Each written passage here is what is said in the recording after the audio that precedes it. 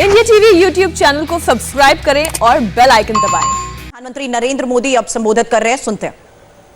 पहले चरण में बंगाल में हुए शांतिपूर्ण और रिकॉर्ड ब्रेक मतदान में लोगों ने बीजेपी को भारी समर्थन दिया है। कुछ हफ्ते पहले तक बंगाल के लोग कह रहे थे कि बीजेपी इस बार 200 सीटें पार कर जाएगी, लेकिन पहले चरण में जिस तरह का दमदार शुरुआत बीजेपी ने की है, ये साफ है कि जनता की आवाज को ईश्वर का भी आशीर्वाद मिल गया है। बंगाल में बीजेपी की जीत का आंकड़ा 200 के भी पार जाएगा।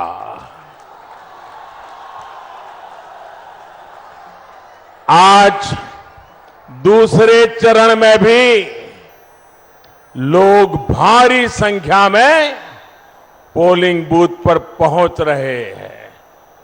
हर तरफ बीजेपी ही बीजेपी है, बीजेपी की लहर है। भाई और बहनों, आज यहां आपके बीच किसी भी चर्चा से पहले मैं बंगाल की बेटी शोभा मजुमदार जी को आदरपूर्वक श्रद्धांजलि देना चाहता हूं। शोभा जी बंगाल की उन अनगिनत माताओं और अनगिनत बहनों का चेहरा थी जिन पर तृणमूल के लोगों ने अत्याचार किया। शोभा जी का वो चेहरा मेरी आंखों से उतरता नहीं है और मुझे बहुत कष्ट होता है जब मैं ऐसे अपराध, ऐसे अत्याचार के बाद दीदी को ये कहता देखता हूं, कूल कूल। धमकी और गालियां देने वाली दीदी अब कह रही है कूल कूल। दीदी, ओ दीदी, दीदी, तृणमूल कूल नहीं, बंगाल के लोगों के लिए शूल है, शूल। बंगाल को असहनीय पीड़ा देने वाला शूल है तृणमूल। बंगाल को रक्त रंजित करने वाला शूल है तृणमूल। बंगाल के साथ अन्याय करने वाला शूल है तृणमूल। दीदी, ओ दीदी, আপনাকে বাংলার ভাই বোনেদের হত্যার হিসেব দিতে হবে। আপনাদেরকে মায়েদের ছেলের হত্যার হিসেব দিতেই হবে। রক্তের খেলা চলবে না। मैं कहूंगा, आप भी मेरे साथ बोलिए, चलबे ना, चलबे ना। रक्तेर खेला चलबे ना, रक्तेर खेला, रक्तेर खेला, अत्याचारेर खेला चलबे ना, चलबे ना। अत्याचारेर खेला चलबे ना, चलबे ना। ಭ್ರಷ್ಟಾಚಾರ ಖೇಲ छोड़बे ना होता चारेर खेला छोड़बे ना। भाइयों और बहनों, बीते कुछ समय में दीदी के फैसले बंगाल की राजनीति का सबसे बड़ा ओपिनियन पोल भी बन गया है और एग्जिट पोल भी बन गया है।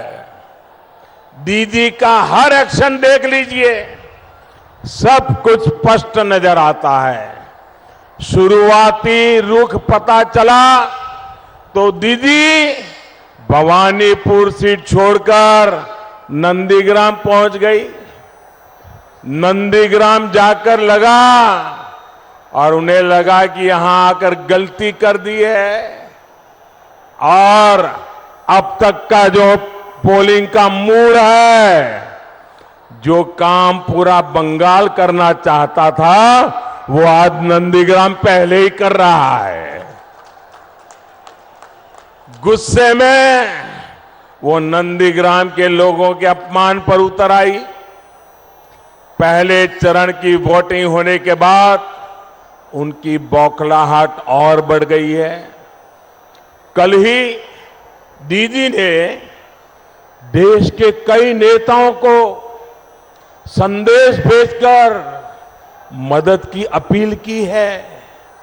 जो लोग दीदी की नजर में बाहरी है, टूरिस्ट है, जिन्हें वो कभी मिलने तक का समय नहीं देती थी, अब उनसे समर्थन मांग रही है। साथियों, आप सोचिए, 10 साल मुख्यमंत्री रहते अगर बंगाल की सेवा की होती तो दीदी ये करना पड़ता क्या? क्या 3 दिन एक ही क्षेत्र में गुजारने के लिए मजबूर होना पड़ता क्या? ईवीएम को गाली वो पहले ही दे चुकी है। चुनाव आयोग को कटघरे में वो पहले ही खड़ा कर चुकी है। दीदी, ओ दीदी, आपका व्यवहार, आपके शब्द, आपकी बौखलाहट बंगाल के लोगों में चर्चा का विषय बने हुए हैं। आपने बंगाल के साथ विश्वासघात किया। अब आप बंगाल के विनम्र और समृद्ध भाषा, संस्कार, यहां की मान मर्यादाओं का भी अपमान कर रही है। साथियों, ममता दीदी को जय श्री राम के आह्वान से दिक्कत है, ये पूरा बंगाल पहले से जानता है। ममता दीदी को दुर्गा जी की प्रतिमा के विसर्जन से दिक्कत रही है, ये भी पूरा बंगाल पहले से जानता है। लेकिन अब दीदी को तिलक से दिक्कत है, अब दीदी को भगवा वस्त्र से दिक्कत है, और तो और अब दीदी के लोग चोटी रखने वालों को राक्षस कहने लगे हैं। ममता दीदी, आपको वोट के लिए किसी को खुश करना है तो ये आपका अधिकार है, आप जरूर करिए। आपको मुझे गाली देनी है, जरूर देते रहिए, लेकिन पश्चिम बंगाल के लोगों की आस्था को, रामकृष्ण परमहंस, स्वामी विवेकानंद, चैतन्य महाप्रभु की पहचान को मैं गाली नहीं देने दूंगा। भाई और बहनों, दीदी जिस तरह यूपी और बिहार के लोगों के खिलाफ दुश्मनी की भाषा बोल रही है, वो उनकी राजनीतिक समझ पर सवाल पैदा कर रहा है। दीदी, आप ये भूल रही हैं कि आपने सीएम के नाते संविधान की शपथ ली हुई है। भारत का संविधान आपको इसकी इजाजत नहीं देता कि आप दूसरे राज्यों के लोगों का इस तरह अपमान करें। मैं फिर कहूंगा, आपको मेरी जितनी बेइज्जती करनी हो उतनी बेइज्जती करिए। स्क्रू ढीला हो गया जैसी बातें, एक से एक भद्दी गालियां आपने मुझे दी है। लेकिन दीदी, मेरा आग्रह आपसे यही है कि देश का संविधान का अपमान मत करिए। बाबा साहब आंबेडकर की भावना का अपमान मत करिए। वाकई साथियों, मैं हैरान हूं कि दीदी को क्या हो गया है। कुछ दिनों पहले मैं बांग्लादेश गया था। वहां मैंने 51 शक्तिपीठों में से एक जशोरेश्वरी काली माता मंदिर के दर्शन किए, पूजा अर्चना की। लेकिन दीदी को इस पर घोर आपत्ति है। मैंने ओराकांदी में हरिचरण ठाकुर, गुरुचरण ठाकुर जी की पुण्य भूमि में जाकर पूरे देश के लिए आशीर्वाद मांगा। ये देखकर भी दीदी का गुस्सा 7वें आसमान पर पहुंच गया। आप बताइए साथियों, मां काली के मंदिर में जाना गलत है क्या? गलत है क्या? ये मेरी सारी माताएं बहनें कह रही है, नहीं गलत नहीं है। हरिचंद ठाकुर जी को प्रणाम करना गलत है क्या? दीदी, ओ दीदी, दीदी आप हमको जानती नहीं हो। दीदी, हम सीजनल श्रद्धा वाले लोग नहीं हैं। हम अपनी आस्था, अपनी परंपरा पर हमेशा गर्व करने वाले लोग हैं। भाई और बहनों, दीदी की समस्या क्या है वो ये पूरा क्षेत्र जानता है। ये सुंदरबन का इलाका जानता है। घुसपैठियों को खुश करने के लिए दीदी बंगाल के लोगों को भूल गई। यहां उन्नयन के नाम पर उन्होंने 10 साल में क्या किया, इसका कोई ठोस जवाब दीदी के पास नहीं है। तेज पानी से बचाने के लिए डैम की क्या हालत है, ये आप लोग अच्छी तरह जानते हैं।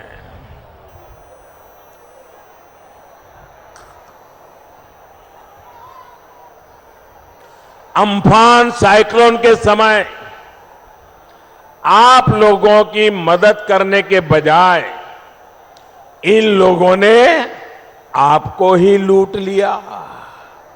उस समय केंद्र सरकार ने जो सैकड़ों करोड़ रुपए भेजे थे, वो राहत पीड़ितों के बजाय टीएमसी के दफ्तरों में पहुंच गए। इसी लूट का दूसरा नाम है खेला होबे। दीदी जो ने बांग्ला खेलार माठ छिलो, खेलार माठ आछे और खेलार माठी थापकबे। बीजेपीर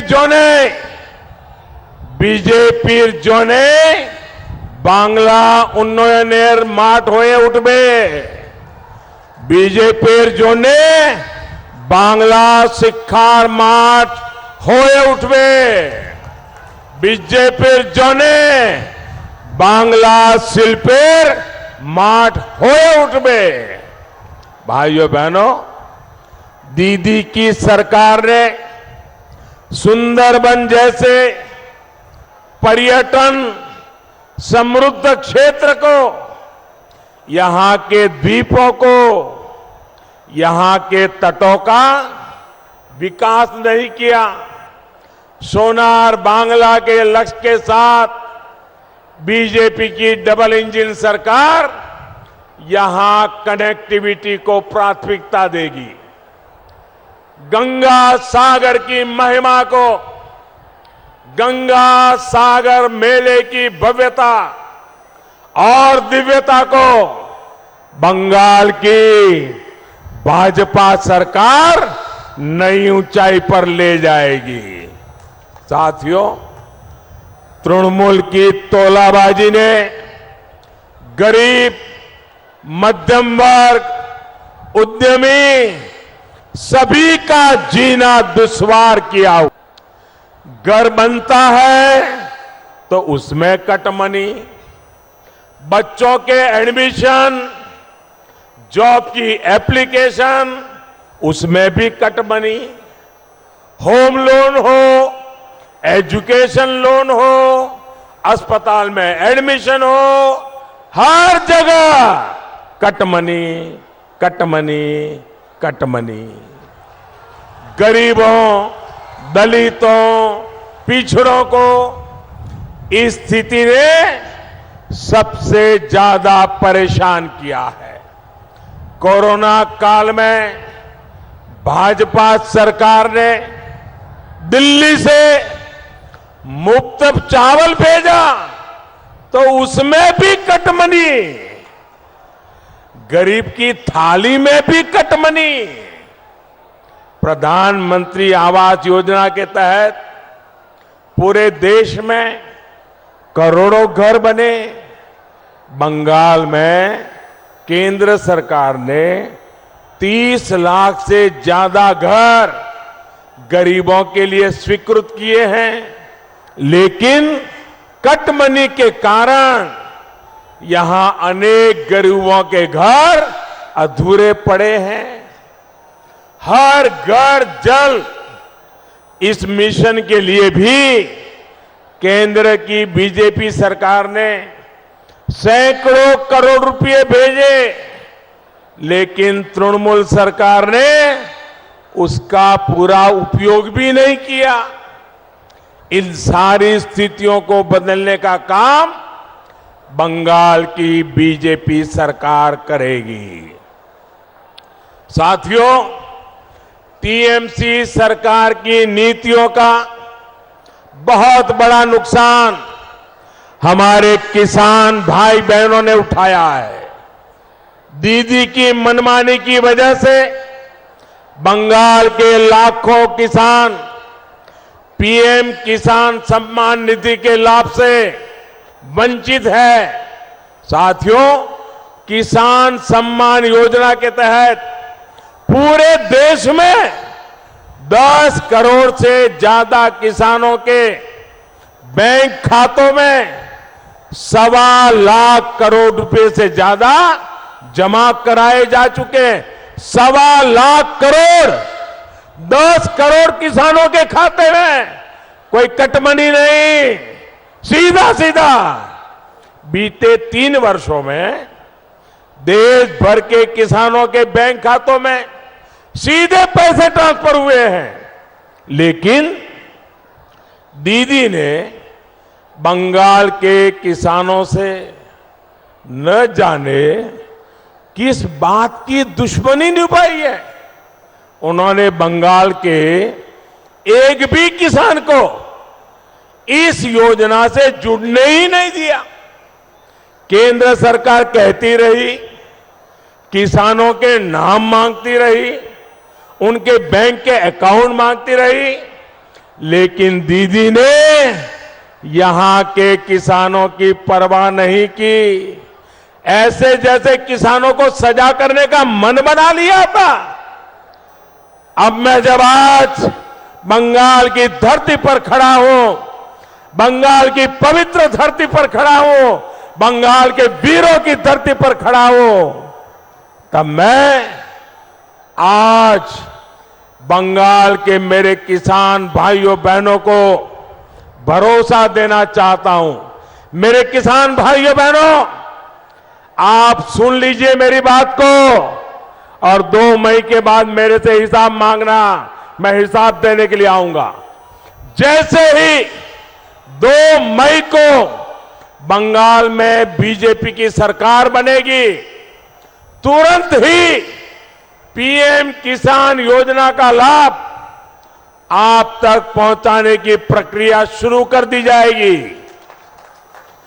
बंगाल के एक एक किसान के बैंक खाते में, प्रत्येक किसान के बैंक खाते में 18,000 रुपया सीधा उसके खाते में ट्रांसफर कर दिया जाएगा।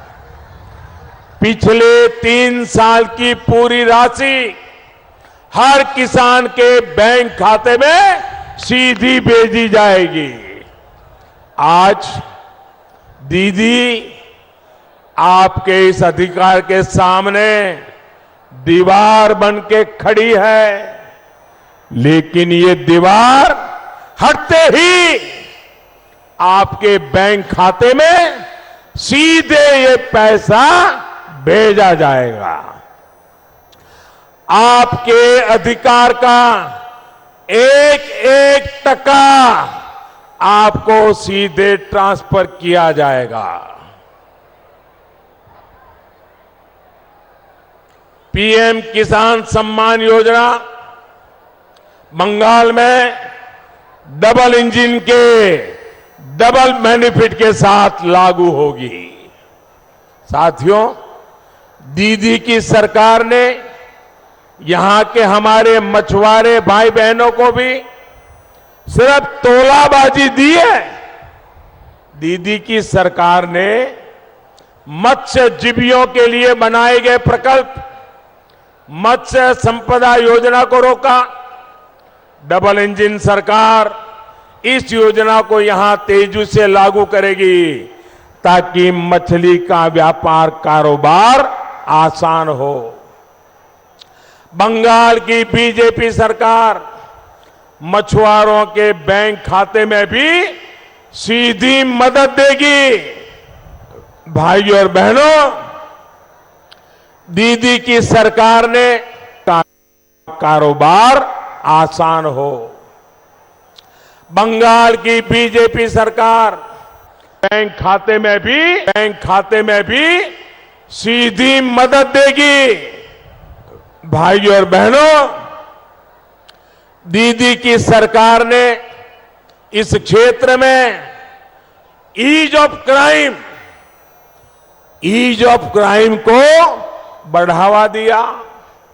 डबल इंजन सरकार यहां ईज ऑफ डूइंग बिजनेस को बढ़ाएगा। सी फूड की प्रोसेसिंग से जुड़े उद्योगों, जयनगर की मोआ मिठाई, सुंदरबन के ऑर्गेनिक शहद, ऐसे हर उत्पादों को यहां प्रोत्साहित किया जाएगा। भाइयों और बहनों, आशोल परिवर्तन की शुरुआत अब बस 1 महीना दूर है।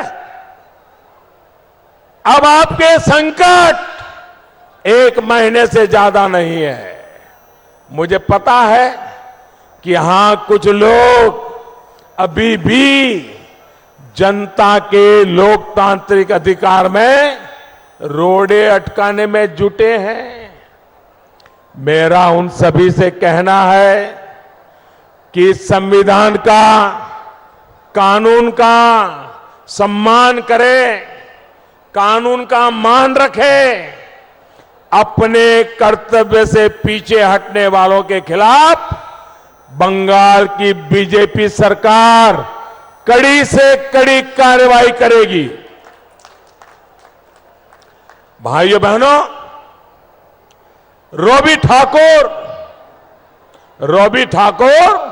ঠিকই বলছেন, নাই নাই ভয়, হবে হবে জয়। নাই নাই ভয়, হবে হবে জয়। নাই নাই নাই নাই নাই নাই হবে হবে হবে হবে হবে হবে। আপনারা এই পদ্ম फूल फोटाबेन।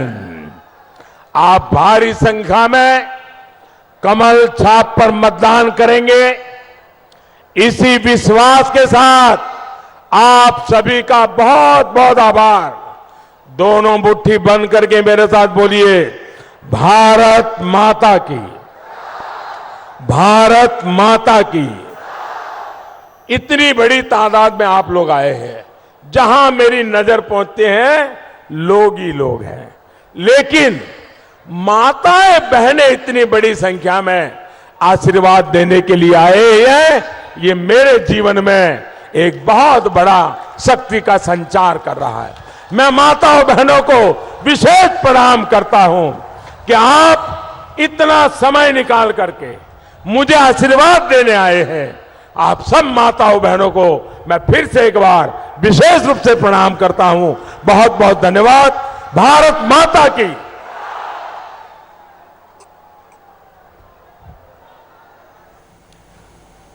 जयनगर से प्रधानमंत्री नरेंद्र मोदी को आपने सीधे सुना। इस ब्रेक के बाद लौटेंगे, बड़ी बातें बताएंगे और अपडेट ब्रेक के बाद।